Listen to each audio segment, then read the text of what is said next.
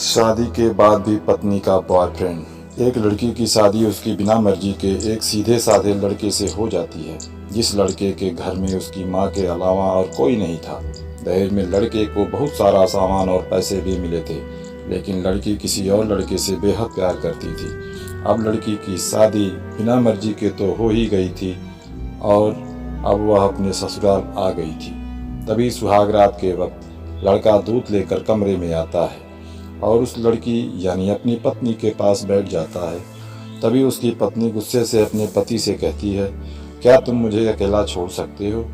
उसकी ये बात सुनकर उसका पति बहुत दुखी होता है, लेकिन फिर भी वह खुशी खुशी ये कहता है, नहीं तुम आराम करो, मैं तो सिर्फ तुम्हारे लिए दूध लेकर आया था। यह कहकर वह कमरे से बाहर चला जाता है। लड़की मन मार कर ही रह जाती है, क्योंकि लड़की चाहती थी कि उसने झगड़ा क्यों नहीं किया, ताकि वो उस गंवार से तलाक ले सके। अब लड़की को ससुराल में 3-4 दिन हो गए थे, मगर वो तो बस पूरा दिन फोन पर बॉयफ्रेंड से बात करती थी और उधर लड़के की माँ बिना शिकायत करे दिन भर घर का सारा काम करती थी। वह सबके लिए खाना भी खुद ही बनाती थी। फिर भी उसकी माँ के चेहरे पर हर वक्त मुस्कुराहट ही रहती थी। लड़का एक कंपनी में छोटी सी नौकरी करता था। वह बेहद ही ईमानदार और मेहनती था।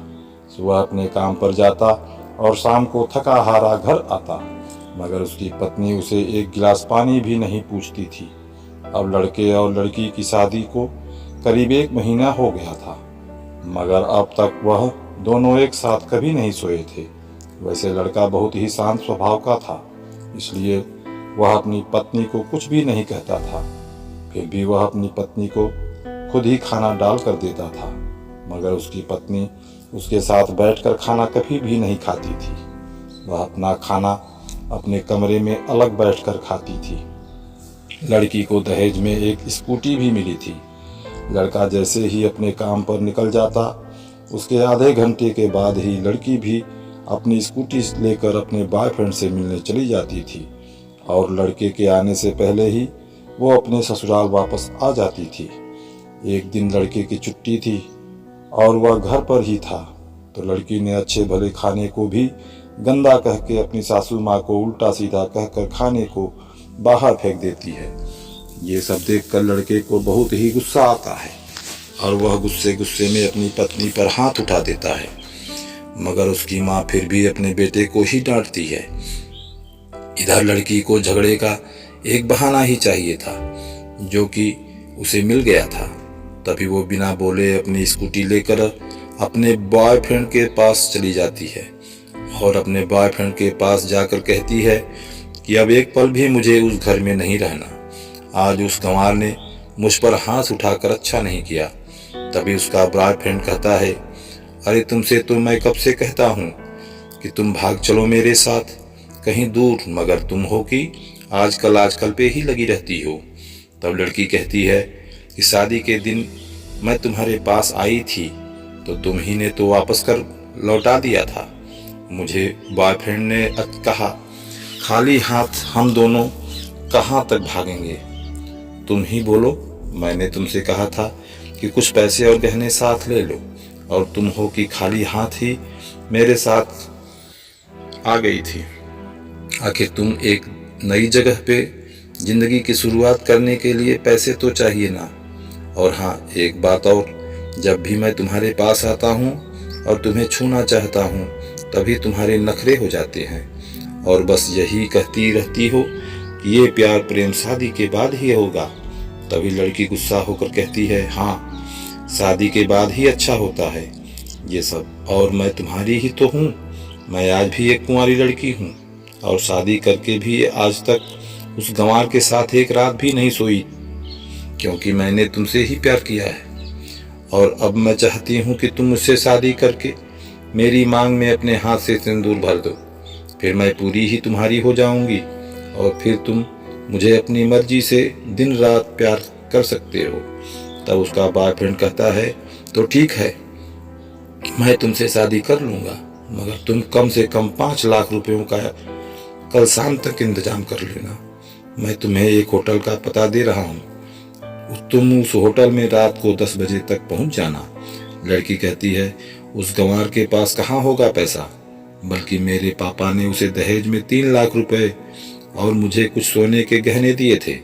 गहने तो मेरे पास हैं, मगर सारे पैसे उस गंवार ने अलमारी में लाद कर रखे हैं। मगर मैं जैसे तैसे अलमारी की चाबी लेकर सारे पैसे निकाल कर तुम्हारे पास हमेशा हमेशा के लिए आ जाऊंगी। यह कहकर वह लड़की अपने ससुराल पहुंचती है। लड़की ससुराल पहुंचकर अपने पति और सास से लड़ाई करती है और वो उन पर खूब चिल्लाती है, मगर अफसोस वो अकेली ही चिल्लाती रहती है। उसका पति और उसकी सास बिल्कुल शांत रहते हैं। तभी लड़की अपने कमरे में चली जाती है और अचानक उसके बॉयफ्रेंड का लड़की के फोन पर मैसेज आता है कि कब आ रही हो पैसे लेकर। लड़की मैसेज का जवाब देती है, सब्र करो, मैं वक्त पर आ जाऊंगी। तब उसका पति दरवाजा खटखटाता है और अपनी पत्नी से कहता है कि खाना खा लो। तभी पत्नी कहती है, मैं खाना तभी खाऊंगी, पहले मुझे अलमारी की चाबी दे दो। पति दरवाजे के नीचे से चाबी निकालकर कहता है, यह लो, अपना काम करके खाना खा लेना, क्योंकि अभी तक मैंने और माँ ने भी खाना नहीं खाया। माँ ने कहा है हम आज साथ बैठकर ही खाना खाएंगे। लड़की कहती है, माँ और तुम खाना खा लो, मैं बाहर से खाना खा कर आई हूँ। यह सुनकर लड़का चला जाता है। तभी लड़की जल्दी से चाबी को उठाकर अलमारी खोलती है। अलमारी खोलकर वह उसमें क्या देखती है कि उसमें दहेज के पूरे पैसे 3 लाख और सारे गहने तो रखे ही थे, बल्कि उसमें एक डायरी भी रखी हुई थी। वो उसे खोलकर पढ़ती है तो उसमें लिखा था, प्रिय पत्नी, मुझे और तुम्हारे पिताजी को पता है कि तुम किसी और लड़के से बेहद प्यार करती हो, मगर तुम्हारे पिताजी ने पता लगाया है कि जिससे तुम प्यार करती हो उसकी पहले भी एक बार शादी हो चुकी है और वह लड़का बहुत ही लड़कियों को धोखा दे चुका है। पर आपके पिताजी आपको उस लड़के के बारे में कुछ भी ना बता सके, क्योंकि उन्हें पता था कि ये जो इसका नशा है वह हमेशा अपनों को गैर और गैरों को अपना बना देता है।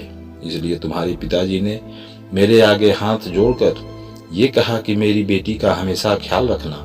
एक बाप के मुंह से एक बेटी की कहानी सुनकर मेरी भी आंखों में आंसू आ गए और मुझे यकीन हो गया था कि एक पति होने का सम्मान मुझे मिले या ना मिले, मगर एक दामाद होने की इज्जत मैं हमेशा पा सकता हूँ। और मुझे दहेज में मिले सारे पैसे और सोने के गहने मैंने तुम्हारी अलमारी में रख दिए हैं, क्योंकि दहेज के नाम से मुझे नफरत हो चुकी थी।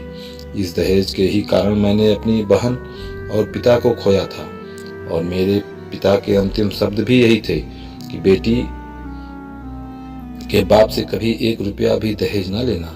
और उस डायरी में यह भी लिखा था कि तुम मुझसे आज़ाद हो और तुम कभी कहीं भी जा सकती हो। डायरी में के बीच के पन्नों में तलाक के पेपर रखे हैं, जहां मैंने पहले ही अपने साइन कर दिए हैं। जब तुम्हें लगे कि इस गंवार के पास नहीं रहना, तब तुम भी इस तलाक के पेपर पर साइन करके अपने सारे पैसे और जेवर ले जा सकती हो। लड़की डायरी पढ़कर हैरान थी और परेशान भी थी। ना चाहते हुए भी उसके गंवार पति के शब्दों ने उसके दिल को छू लिया था। अब वो न चाहते हुए भी गंवार पति के अनदेखे प्यार को वह महसूस करने लगी थी। वह फूट फूट कर रोने लगी। डायरी में आगे लिखा था कि मैंने तुम्हें इसलिए मारा क्योंकि आपने माँ को गाली दी, और जो बेटा खुद के आगे अपनी माँ की बेइज्जती होते सहन कर ले, फिर वह बेटा ही कैसा। इसलिए मुझे माफ़ कर देना, क्योंकि मेरे लिए माँ का दर्जा सबसे बड़ा है, और आपको मैं दुल्हन बनाकर अपना हमसफर बनाने लाया हूँ, आपसे ज़बरदस्ती करने नहीं। आपको मुझसे प्यार हो ना हो, लेकिन मैं अंत तक सिर्फ आपसे ही प्रेम करता रहूँगा। अब फैसला तुम्हारे ही हाथों में है। अब लड़की दुल्हन बन चुकी थी और उसकी आंखों से आंसू बह रहे थे। अचानक लड़की के बॉयफ्रेंड का फ़ोन आता है। तभी गुस्से में लड़की अपने फ़ोन को स्विच ऑफ करके फ़ोन का सिम कार्ड तोड़ देती है। अब उसे सब समझ आ गया था कि जिससे वह बेहद प्यार करती थी, उसे तो सिर्फ पैसे से ही प्यार था, और सच्चा प्यार करने वाला तो मेरा पति ही था, जिससे सिर्फ मेरे पापा की इज्जत रखने के लिए ही इससे शादी कर ली और उसे मेरा एक बॉयफ्रेंड है पता होने के बाद भी मुझसे इतना प्यार किया। मैं अपने पति का प्यार क्यों नहीं समझ पाई। यह सब सोचकर वह रोती रही। फिर उसने रोते हुए अलमारी का सारा सामान जैसा था वैसे ही रखकर न जाने कब सो गई। अगले दिन उसकी पत्नी सुबह देर से जागी। तब तक उसका पति ऑफिस जा चुका था। तभी पहले नहा धोकर उसने साड़ी पहनी, फिर लंबा सा अपनी मांग में सिंदूर लगाया, जबकि पहले एक बिंदी जैसी साइड पर सिंदूर लगाती थी ताकि कोई लड़का ध्यान ना दे और किसी को ये पता ना चल जाए कि वह एक शादीशुदा है। मगर आज तो 10 किलोमीटर से भी दिखाई दे ऐसी लंबी और गाढ़ी सिंदूर लगाई थी।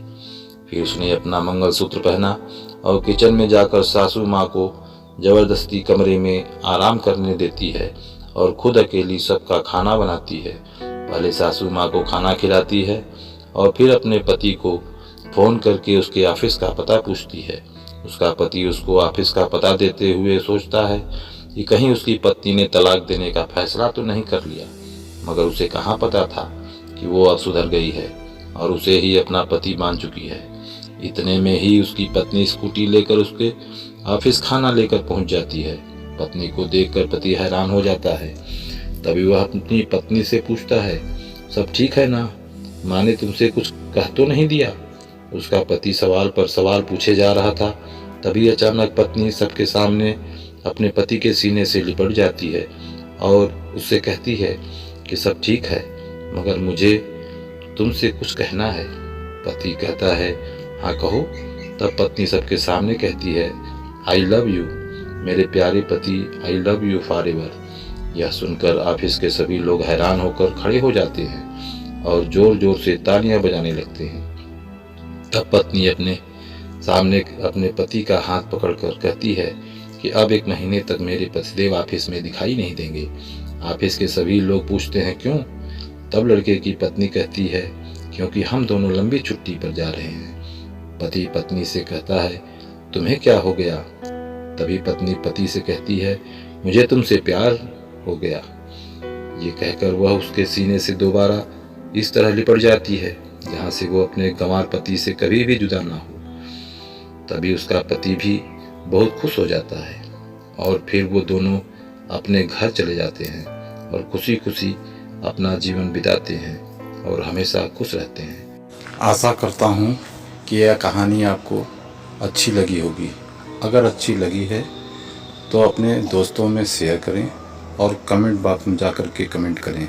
अगर इस चैनल पर आप नए हैं तो चैनल को सब्सक्राइब करें। कहानी सुनने के लिए बहुत बहुत धन्यवाद।